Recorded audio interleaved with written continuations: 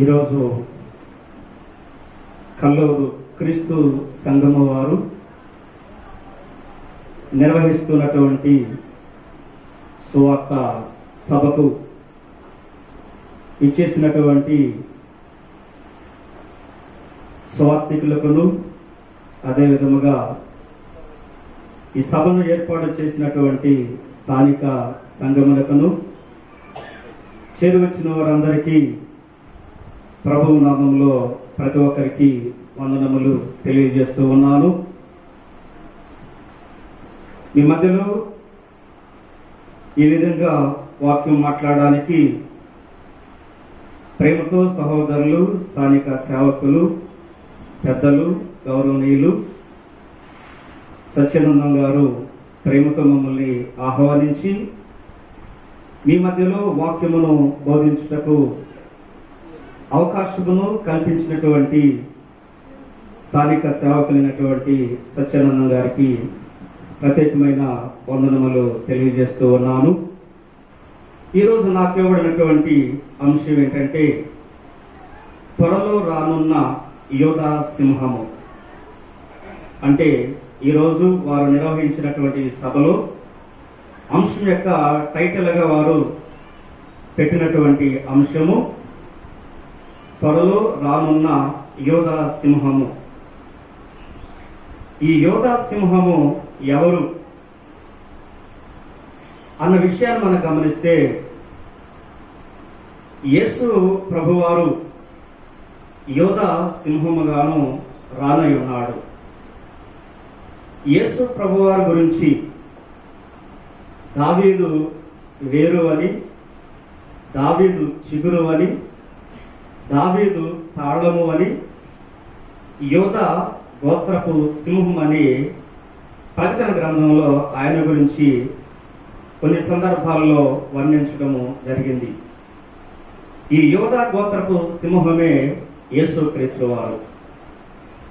ఆయన రానై ఉన్నాడు గనుక, ఆయన వస్తూ ఉన్నాడంటే మనం సిద్ధపడగలిగి ఉండాలి. సింహము వస్తూ ఉందంటే నిర్లక్ష్యముగా ఎవరు ఉండరు. దాని వశము కాకుండా దాని నుండి తప్పించుకోవడానికి ప్రతివారు కూడా సిద్ధపడి, ప్రతివారు కూడా దాని బారి పడకుండా వారి యొక్క ప్రయత్నాలు చేయడం జరుగుతూ ఉంది. అయితే సింహము వస్తే ప్రతి వారిని వేటాడుతుంది, భక్షిస్తూ ఉంది. యేసు ప్రభువారు కూడా పదమ సింహములాగా రానై ఉన్నాడు గనక ఆ రానై ఉన్నటువంటి పదమ సింహం యొక్క చేతిలో పడకుండా మనం తప్పించుకోవడానికి సిద్ధపడాలి అని ఈ టైటిల్ యొక్క ఉద్దేశమై ఉన్నది. ఇప్పుడు ఈ సభలో ఉన్నటువంటి సహోదరులు గాని, సహోదరులు గాని, బయట వింటున్నటువంటి వారే గాని ఈ రానైనటువంటి యోధా పద్మసింహంలో బారిన పడకుండా ప్రతి వారు కూడా సిద్ధపడాలి అని సమయంలో మనం చేస్తూ ఉన్నాము. అనగా క్రీస్తు రెండవ రాకడ. క్రీస్తు రెండవ రాకడ. క్రీస్తు ఒకసారి వచ్చారు, ఆయనకు అప్పగించినటువంటి పనిని పూర్తి చేసుకుని మరలా తిరిగి పరలోకములకు వెళ్ళాడు. మళ్ళీ ఆయన రెండోసారి వస్తానని వాగ్దానం చేశాడు యేసు ప్రభువారు. ఈ రాకడ గురించి పరిశుద్ధ గ్రంథంలో కొన్ని సందర్భాలలో దేవుని యొక్క సేవకులు యేసుక్రీస్తు వారు రెండవసారి వస్తాడు అని కొన్ని సందర్భాల్లో బోధించినటువంటి సందర్భాలు మనం జ్ఞాపకం చేసుకున్నాము. మొదటిగా యోహాను సువార్త 14వ అధ్యాయము 1 నుండి 3 వచనాల వరకు మనం చూసినట్లయితే మొట్టమొదటగా యేసు ప్రభువారు తను వెంబడించినటువంటి శిష్యులతో ఏమంటున్నాడు అంటే, మీ హృదయములను కలవరపడనీయుడి, మీ హృదయములను కలవరపడనీయుడి, దేవుని యందు విశ్వాసం ఉంచుచున్నారు. విశ్వాసముంచుచున్నారు, నా యందును విశ్వాసముంచుచు ఉన్నారు. నా తండ్రి ఎంట అనేక నివాసములు కలవు, లేని ఎడల మీతో చెప్పుదును, మీకు స్థలము సిద్ధపరచ వెళ్ళుచు ఉన్నాను. నేను మరలా నేనుండు స్థలములో మీరుండులాగున నేను మరలా వస్తాను అని 12 మంది అపోస్తలుతోనూ యేసుప్రభువు చెప్తూ ఉన్నాడు. నేను మళ్ళీ వస్తాను కనుక నేను వచ్చేంత వరకు కూడా మీ హృదయాలని కలవరపడనీయకుండా ఉండండి.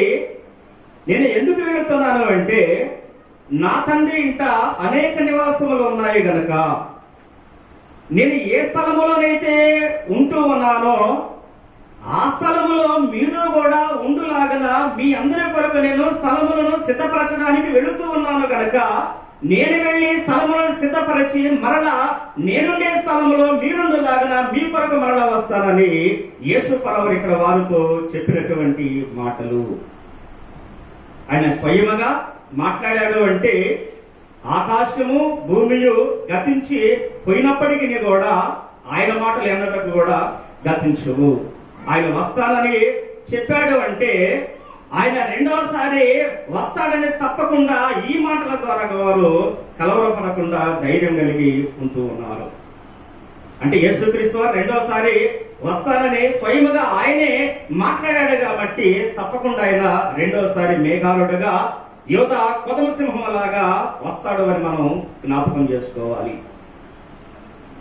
రెండవ పాయింట్ చూసినట్లయితే అపోస్తలుల కార్య గ్రంథము 1వ అధ్యాయము 9 నుండి 11 వచనాలు మనం చూస్తే యేసుక్రీస్తు వారు ఒలివల కొండ దగ్గర ఆరోహణమై వెళుతున్నటువంటి సందర్భంలో అక్కడ శిష్యులందరూ కూడా ఆకాశం వైపు తేరు చూస్తూ ఉన్నారు. ఆకాశం వైపు తేరు చూస్తూ ఉన్నప్పుడు దేవుని యొక్క దూతలు వచ్చి శిష్యులతో సాక్ష్యమిస్తూ ఉన్నారు. ఒకసారి ఆ లేఖనాన్ని కూడా పరిశీలన చేద్దాము. అపోస్తలుల కార్యము 1వ అధ్యాయము 9 నుండి 11 వచనాల వరకు. వారు ఈ మాటలు చెప్పి చూచుచుండగా ఆయన ఆరోహణమాయను, మరియు ఆయన కనులకు కనబడకుండా మేఘమును ఆయనను కొనిపోయెను. ఆయన వెళ్ళుచుండగా వారు ఆకాశం వైపు తేరు చూచుచూ ఉండగా ఇదిగో తెల్లని వస్త్రములు ధరించుకొని ఉన్న ఇద్దరు మనుషులు వారి యొద్దకు వచ్చి, గలిలయ మనుషులారా, మీరు ఎందుకు నిలిచి ఆకాశం వైపు తేరు చూచుచూ ఉన్నారు? మీ యొద్ద నుండి పరలోకమునకు చేర్చబడుతున్నటువంటి ఈ యేసే ఏ రీతిగా పరలోకమునకు వెళుతూ ఉన్నాడో ఆ రీతిగానే మళ్ళీ తిరిగి వచ్చునని వారితో చెప్పను. అంటే యేసుప్రభువు నేను వస్తానని ఆయన శిష్యులకి వాగ్దానం చేశాడు. యేసుప్రభువు వారు పరలోకమునకు ఎత్తబడుతున్నప్పుడు శిష్యులందరూ కూడా అలాగనే తేరు చూస్తూ ఉన్నప్పుడు ఇద్దరు మనుషులు దేవుని యొక్క దూతలో మీరు ఎందుకు తేరు చూస్తూ ఉన్నారు? కనుక మీ యొద్ద నుండి పరమునకు ఎత్తబడుతున్నటువంటి ఈ యేసు ఏ విధంగా ఎత్తబడుతున్నాడో మళ్ళీ ఆయన తిరిగి వస్తాడు అని దేవుని యొక్క దూతలు అక్కడ సాక్ష్యమిస్తూ ఉన్నారు. అంటే ఎంతమందిని సాక్ష్యమిస్తున్నారు అంటే ఆయన తప్పకుండా వస్తాడు అని మాటల ద్వారా మనం దృఢపరచుకోవాల్సిన వారమై ఉన్నాము. తర్వాత దశలోనికి రాసిన పత్రిక 4వ అధ్యాయము 13వ వచనము పరిశీలన చేసినట్లయితే అపోస్తలుడైనటువంటి పౌలు గారు కూడా యేసుక్రీస్తు వారు మేఘారుడుగా వస్తాడు అని ఆయన కూడా దశలోనిక సంఘానికి తెలియజేస్తూ ఉన్నాడు. దశలోనిక సంఘానికి ఎందుకు ఈ విషయాన్ని తెలియజేస్తున్నాడు అంటే దశలోనికి ఉన్నటువంటి సంఘానికి ఒక నిరీక్షణ లేదు. ఎటువంటి నిరీక్షణ లేదు అంటే, మృతులైనటువంటి వారు తిరిగి లేస్తారనేటువంటి ఒక నిరీక్షణ లేనటువంటి స్థితిలో ఉండి మృతులైనటువంటి వారి విషయమై దుఃఖపడుతూ ఉన్నారు. ఏ విధంగా దుఃఖపడుతున్నారు అంటే, యేసుక్రీస్తు వారిని వెంబడించినటువంటి వారు ఇతరులు అనగా, అంటే ప్రభువులోనికి రానటువంటి ఇతర జనులు, అన్ని జనులుగా ఉన్నటువంటి వారు చనిపోయిన వారి విషయమై దుఃఖపడుతూ ఉన్నారు. వారు ఎందుకు దుఃఖపడుతున్నారు అంటే, ఇక చనిపోయిన వారికి పునరుద్ధానం లేదు, చనిపోయిన వారిగా తిరిగి లేపబడరు అనే నిరీక్షణ అనేది ఇతరులకు లేదు కనుక, ఆ ఇతరుల వలె దశలోనికలో ఉన్నటువంటి క్రైస్తవులు కూడా దుఃఖపడుతూ ఉన్నప్పుడు వారికి యొక్క లేఖనాన్ని తెలియజేస్తున్నాడు. ఈ పత్రిక ద్వారాగా దశలోనిక సంఘంలో ఉన్నటువంటి ఆ యొక్క అవనమ్మకాన్ని, ఆలోచనని తెలియజేస్తూ ఉన్నాడు. సహోదరులారా, నిరీక్షణ లేని ఇతరుల వలె మీరు దుఃఖపడకుండా నిమిత్తము నిద్రించుచున్న వారిని గూర్చి మీకు తెలియకుండా మాకు ఇష్టం లేదు. అంటే ఇక్కడ మాకు అంటే పౌలు గారు ఉన్నారు, తిమోతి ఉన్నారు, తర్వాత సిల్వాను కూడా సేవకులు కొంతమంది ఉన్నారు.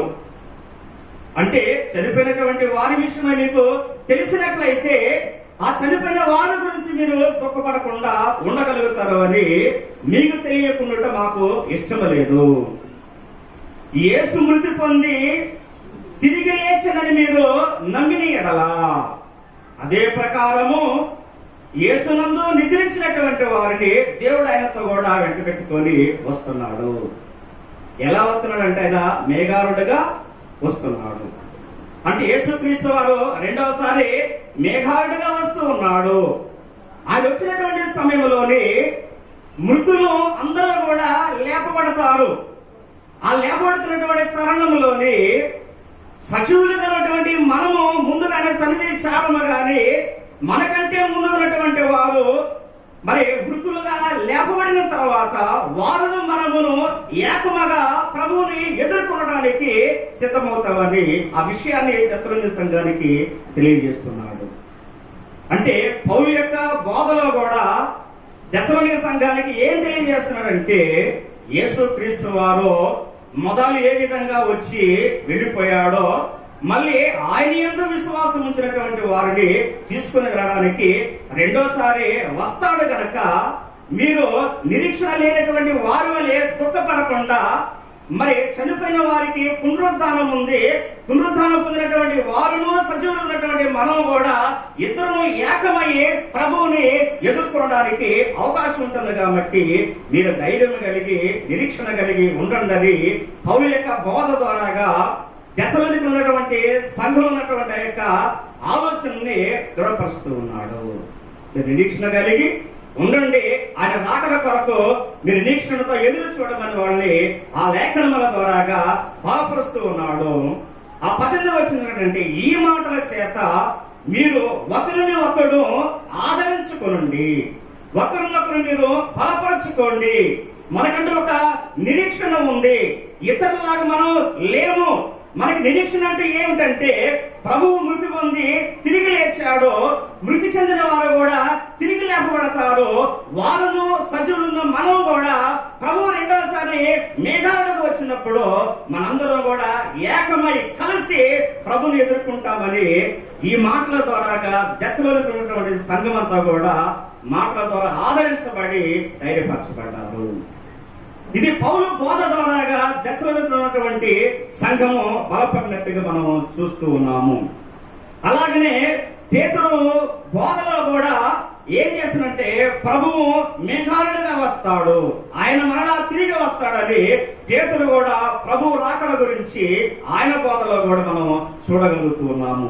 పేతురు రాసినటువంటి 2వ పత్రిక 3వ అధ్యాయము 8-13 వచనాలు చూసినట్లయితే, ఈ వచ్చిన భాగాల్లో పేతురు గారు కూడా యేసుక్రీస్తు వారు వస్తాడు కనుక వచ్చేటప్పుడు మనందరం కూడా పరిశుద్ధులుగాను నీతిమంతులుగాను నిరీక్షణ గలవారుగా ఉండాలని పేతురు కూడా బోధిస్తూ ఉన్నాడు. ఒకసారి లేఖనాన్ని పరిశీలన చేద్దాము. ప్రియులారా, ఒక సంగతి మరచిపోకుడి, ఏమనగా ప్రభువు దృష్టికి ఒక దినము 1000 సంవత్సరములను 1000 సంవత్సరములు ఒక దినము వలె ఉన్నవి. కొందరు ఆలస్యమని ఎంచుకొనుచున్నారు. అంటే ప్రభువు తన వాగ్దానమును ఆలస్యము చేయవాడు కాదు గాని ఎవరిలో కూడా నశింపవలనని ఇచ్చింపక అందరూ మారు మనసు పొందవలనని కోరుచు మీ ఎడల దీర్ఘశాంతము గలవాడై ఉన్నాడు. అంటే ఆయన వాగ్దానం చేశాడు గనక ఆయన ఆలస్యం చేసేవాడు కాదు. కొందరు ఆలస్యం అని ఎంచుకుంటున్నారు గాని వాగ్దానం చేసిన వాడు నమ్మదగిన వాడు నీతిమంతుడనై ఉన్నాడు గనక ఆయన చేసిన వాగ్దానాన్ని నెరవేర్చుకునేవాడు గనక ఎందుకో ఆలస్యము అవుతుందంటే అందరూ అంతటా కూడా మారు మనసు పొందవలనని అందరి ఎడల ఆయన దీర్ఘశాంతము గలవాడై ఉన్నాడు అని పేతురు యొక్క బోధలో కూడా యేసుక్రీస్తు వారు మరలా రెండవసారి మరి యోధా గోత్రపు సింహములాగా మేఘారుడుగా వస్తాడు అని ఆయన బోధ ద్వారా కూడా క్రైస్తవులని బలపరుస్తూ ఉన్నాడు. తర్వాత యోహాను గారి బోధల్లో కూడా ఆయన బోధిస్తూ ఉన్నాడు. యేసుక్రీస్తు వారు రెండవసారి వస్తాడు అని ఆయన యొక్క బోధనలో కూడా క్రైస్తవుల్ని గడపరుస్తూ ఉన్నాడు. ప్రకటన గ్రంథం 1వ అధ్యాయము 7వ వచన భాగంలోని ఆయన వస్తాడు అని, ఆయన మేఘారుడుగా వస్తాడు అని, ఆయన పొడిచిన వారును ప్రతి నేత్రమున కూడా ఆయనని చూస్తారు అని పౌలు యొక్క యోహాను గారు కూడా తన యొక్క రచనల ద్వారా క్రైస్తవుల్ని బలపరుస్తుంది. ఇదిగో ఆయన మేఘారుడుగా వచ్చుచు ఉన్నాడు, ప్రతి నేత్రమును ఆయనను చూచును, ఆయనను పొడిచిన వారును చూచుదురు, భూజనులందరూ ఆయనను చూచి రొమ్ము కొట్టుకుందరు. అవును, ఆమేన్. అంటే ఆయన కూడా మేఘారుడుగా వస్తున్నాడు అని ఆయన యోహాను గారి యొక్క బోధనలో కూడా తెలియజేస్తూ ఉన్నాడు. అంటే క్రీస్తు ఒక్కడే నేను వస్తున్నానని చెప్పలేదు కానీ ఆయన వస్తాడు అని దేవుని యొక్క దూతలను పౌలు గారును పేతురు గారును యోహాను గారు కూడా క్రీస్తు రెండవసారి మరి మేఘారుడుగా వస్తున్నాయని లేఖనాలు మరి ఈ విధముగా తెలియపరుస్తూ ఉన్నాయి కనుక మనబడి లేఖనముల ద్వారాగా మనం చదువుకొని గ్రహించి క్రీస్తు రెండవసారి వస్తున్నాడు కనుక ఆయనను రాకడను ఎదుర్కొనేవారుగా అపేక్షించేవారుగా మన సిద్ధపాటు కలిగి ఉండాలని లేఖనాలు మనల్ని దృఢపరుస్తూ ఉన్నాయి. అయితే యేసుక్రీస్తు వారు ఎప్పుడు వస్తాడు? యేసుక్రీస్తు వారు ఎప్పుడు వస్తారు? ఆయన వచ్చే విషయము ఎవరికైనా తెలుస్తుందంటే ఏ మనుషులకు కూడా తెలియదు. కొంతమంది యేసుక్రీస్తు వారు ఈ సంవత్సరం వస్తున్నాడని, వచ్చే సంవత్సరం వస్తున్నాడు అని మనుషులు కొంతమంది చెప్పేటువంటి వాళ్ళు ఉన్నారు. 2012లో యుగాంతము అవుతుందని కొంతమంది ప్రవచించారు. ఎవరు? సేవకులు ప్రవచించారు, శాస్త్రవేత్తలు కూడా ప్రవచించారు. కానీ వాళ్ళ ప్రవచనాలు ఏమని అంటే నిరుపయోగమైనవి. వాళ్ళ ప్రవచనాలు నెరవేరలేదు. ఎందుకు నెరవేరలేదంటే ఆయన వచ్చే విషయము శాస్త్రవేత్తలకు కానీ లేక సేవకులకు కానీ మనుషులకు కానీ విద్యావంతులకు కానీ ఎవరికి కూడా తెలియదని యేసు ప్రభువు స్వయముగా తన యొక్క మాటల ద్వారాగా తెలియపరిచిన సందర్భాలు మనకు కనబడుతూ ఉన్నాయి. మత్తయి సువార్త 24వ అధ్యాయము 36వ వచన భాగాన్ని మనం చూసినట్లయితే యేసుక్రీస్తు యొక్క మాటల ద్వారాగా మనం గమనిద్దాము. మనుషులకి తెలియదు ఆయన వచ్చేది, దేవుని యొక్క దూతలకి తెలియదు ఆయన వచ్చేది, యేసుక్రీస్తు వారు కూడా ఆయన వచ్చేది ఆయన కూడా తెలియదు, కానీ ఆయన పంపేటువంటి దేవునికి మాత్రమే తెలుసు అన్న విషయాన్ని లేఖనం మనల్ని దృఢపరుస్తుంది, బలపరుస్తుంది. అంటే మనుషుల యొక్క ప్రవచనాలు మనం నమ్మకూడదు, శాస్త్రవేత్తల యొక్క ప్రవచనాలు మనం నమ్మకూడదన్న విషయాన్ని ఈ లేఖనం మనల్ని బలపరుస్తూ ఉన్నది. చదువుతాను ఒకసారి. అయితే ఆ దినమున గూర్చియు గడియను గూర్చియు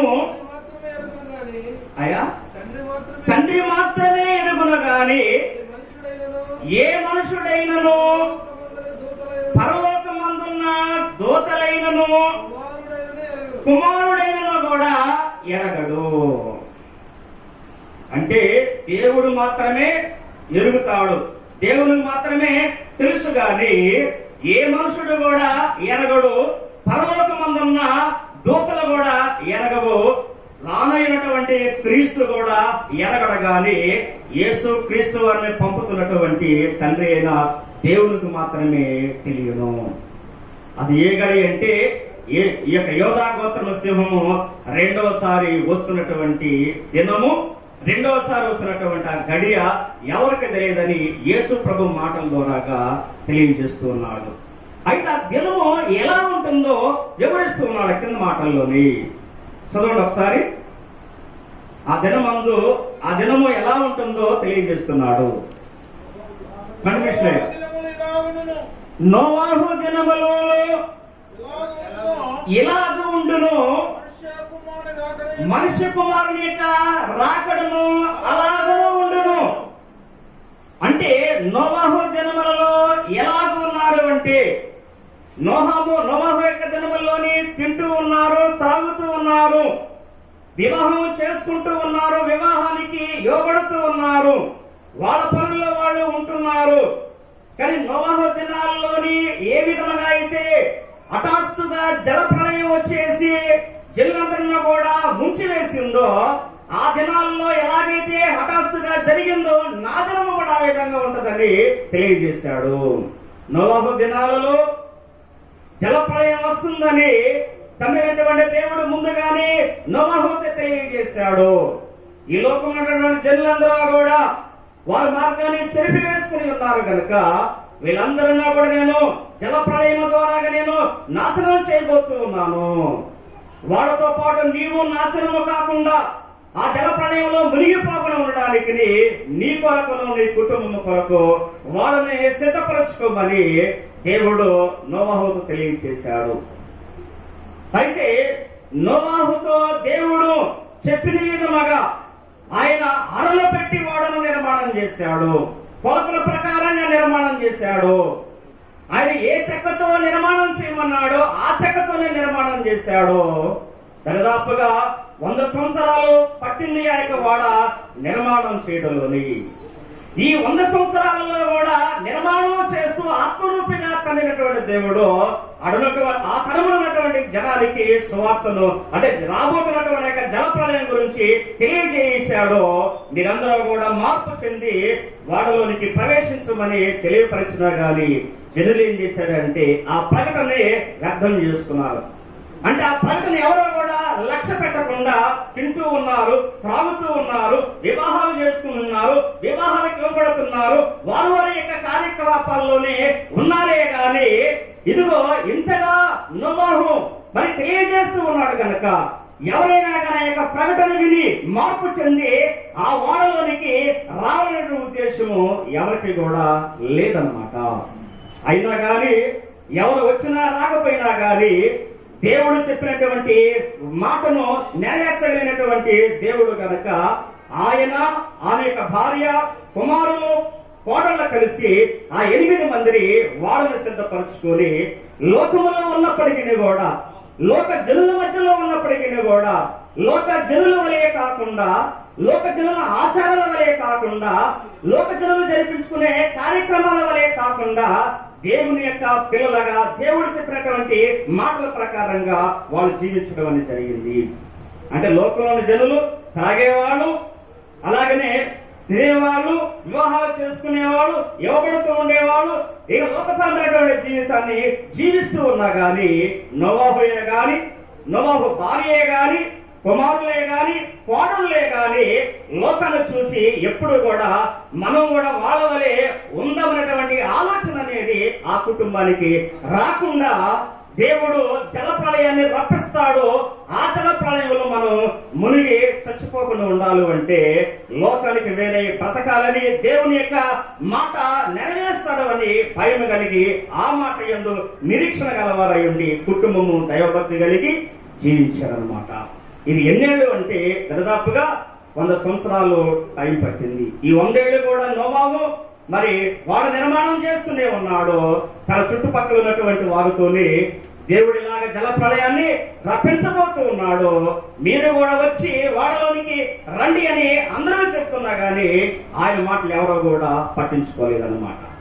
ఈనాడు కూడా అనేక మంది సేవకులు రాత్రనక పగలనక చలినక వాననక ఆహారం ఉన్నా వస్త్రాలు ఉన్నా లేకపోయినా కానీ ఎన్నో శ్రమ అనుభవించుకుంటూ ఏ విధంగా అనేకులని దేవుని కొరకు సంపాదించాలి అని క్రీస్తు యొక్క రాకడ సమయంలోని ఆయన రాకడను అపేక్షించేటువంటి వారిగా పరిశుద్ధులుగా తీర్చిదిద్దాలని సేవకులు ఎంతో ప్రయాసపడుతూ ఉన్నారు. సువార్త ప్రకటన ద్వారాగా లేక మరి పాంప్లెట్స్ ద్వారాగా అలాగనే యూట్యూబ్ యొక్క ప్రసంగముల ద్వారాగా ఎన్నో విధములుగా ఏ విధముగానైనా కానీ సువార్త అనేది వాళ్ళకి అందజేసి వాళ్ళని లోకముల నుండి దేవుని వైపు మళ్లించడానికి సేవకులుగా పడుతున్నటువంటి ప్రయాస ఎంతో ఉన్నది. అయినప్పటికీ కూడా నేటి కాలంలో ఉన్నటువంటి ప్రజలు ఎలాగ ఉన్నారు అంటే వాళ్ళ యొక్క భక్తి కోసము వాళ్ళ యొక్క మరి బ్రతుకుదెరువు కోసము చెప్పుకుంటున్నారని అనుకుంటున్నారే గాని ఇది మన రక్షణ కొరకు మన యొక్క బాగు కొరకు మన దేవుడితో ఉండడానికి మాత్రమే సేవకులుగా ఇంత ప్రయాసపడుతున్నారు అని నేటి లోకమున్న జనులే గాని సంఘములు ఉన్నటువంటి ప్రజలే గాని అర్థం చేసుకునేటువంటి పరిస్థితుల్లో ఉన్నారన్నమాట. కనుక ఆనాడు నోవాహు ప్రకటన అయితే ఆ ప్రజలు ఎలాగైతే నిర్లక్ష్యం చేసి ఆయన మాట వినకుండా త్రోసివేసి ఆ యొక్క జల ప్రళయంలోని మునిగి చచ్చిపోవటం అనేది జరిగింది. ఎవరైతే ఆ జల ప్రళయము దేవుడు రప్పిస్తాడు రక్షిస్తాడు అని నిరీక్షణ కలిగి భక్తి కలిగి ఉన్నారో ఆ కుటుంబం మాత్రమే రక్షించబడింది. అలాగనే మనం కూడా నేటి కాలంలోని మరి యేసుక్రీస్తు వారు రెండోసారి మేఘాలుడుగా వస్తానన్నాడు. ఆయన స్థలంలో మీరుండులాగా నేను వస్తానని ఆయన వాగ్దానం చేశాడు. దేవుని దూతలు వాగ్దానం చేశాయి. మరి సేవకులైన పౌలు గారును పేతురు గారు యోహాను గారు కూడా ఈ యొక్క వాక్యముల ద్వారాగా క్రైస్తవ ప్రపంచాన్ని హెచ్చరిస్తూ ఉన్నారు గనక వారి యొక్క హెచ్చరికలు వారి యొక్క బోధల ద్వారాగా చదువుతున్నటువంటి మనమును వింటున్నటువంటి మనము కూడా మనం లక్ష్య పెట్టవలసినటువంటి అవసరత ఉంది.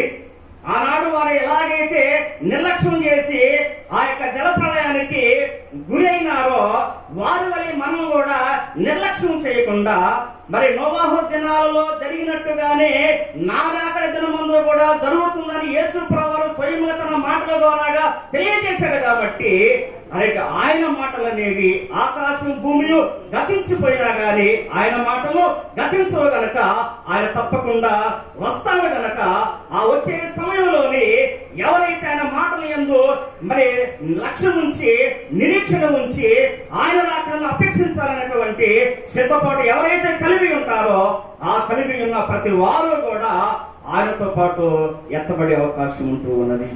కనుక నోవాహు దినాలలో హఠాత్తుగా జల ప్రళయం వచ్చి అందరినీ ముంచి వేసింది. సిద్ధపడ్డటువంటి 8 మంది మాత్రమే రక్షించబడ్డట్టుగా మనం చూస్తూ ఉన్నాము. ఇంకా ఆ దినాలలో ఎలా ఉంటుందంటే ఇద్దరు మనుషులు పొలాలలోని పని చేస్తారు. ఒకడేమో ఎత్తబడతాడు, మరొకడేమో విడవబడతాడు.